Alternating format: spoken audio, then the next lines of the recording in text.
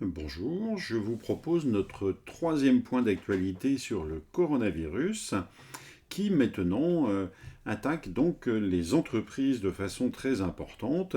L'aspect sanitaire, nous le verrons, est en train de se calmer petit à petit. Comme je vous l'avais annoncé il y a 2 mois, c'est en juin finalement que l'activité reprend vraiment pour la plupart d'entre vous. Donc nous avons vu nos 3 étapes. La première, c'était le diagnostic. Si vous ne l'avez pas fait, il est encore temps bien sûr de le faire. Vous avez l'étape de faire face, c'est la bataille, c'est trouver les masques, remettre en route les choses. Donc ça, c'est quelque chose qui vous a pris beaucoup de temps et qui vous prend du temps actuellement. La partie troisième qui nous intéresse aujourd'hui, c'est la troisième, c'est de repartir et si possible plus fort. Alors, à ce sujet-là, je voudrais insister sur 3 choses. La première, c'est de bien réviser votre modèle économique, hein, comment vous faites de l'argent, comment vous trouvez vos clients, parce que votre marché a été peut-être modifié.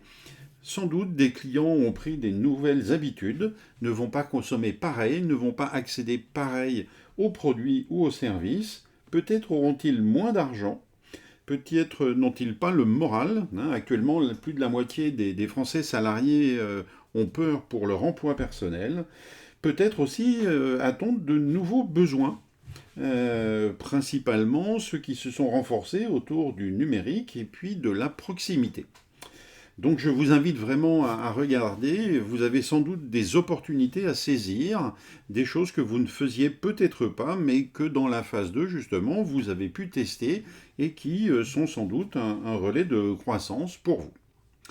Le deuxième élément, c'est le financement.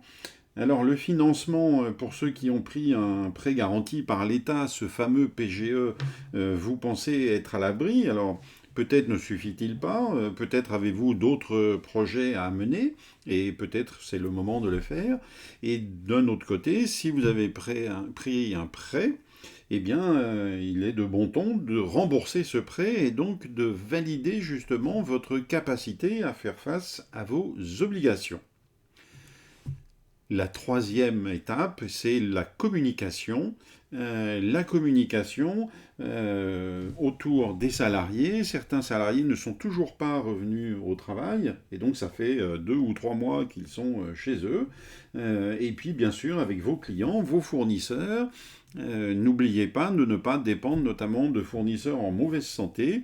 Et donc, minimiser ce risque-là. Et puis, bien sûr, communiquer auprès de vos financeurs.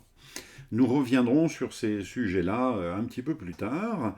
Mais donc cette étape, pour se résumer, eh bien, va mettre en œuvre de l'innovation que vous avez pu tester jusqu'à présent à moindre coût.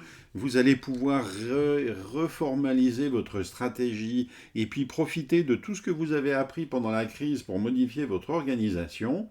Et puis peut-être vous aurez des nouveaux buts dans votre entreprise et surtout, n'oubliez pas de fédérer vos équipes et vos parties prenantes qui sont maintenant bien connues et vous connaissez bien normalement vos alliés. Alors, je vais maintenant vous proposer une petite suite sur l'aspect purement médical de la crise. Donc les chiffres à hier, on voit finalement qu'on a une courbe assez cohérente selon les pays, et on peut penser que la courbe va continuer à descendre et que le plus gros de cette vague, finalement, se trouve derrière nous. Ce qui ne se trouve pas derrière nous maintenant, c'est que l'économie est malade. Nous avons une récession importante. Nous avons 843 000 chômeurs en plus en France en catégorie A, ce qui fait 4,5 millions de catégorie A. Alors, évidemment, une partie de la catégorie A venait des autres catégories, mais nous avons un chômage qui va largement dépasser les 10%, une récession qui, à mon sens, sera autour de 12 ou 13%, un taux d'endettement, vous savez, le fameux taux d'endettement de l'État, du PIB, par rapport enfin de la dette par rapport au PIB, qui devrait dépasser les 120 ou 130%, parce que on peut penser qu'une partie justement des aides d'État et des prêts ne sera peut-être pas honorée et va donc creuser la dette.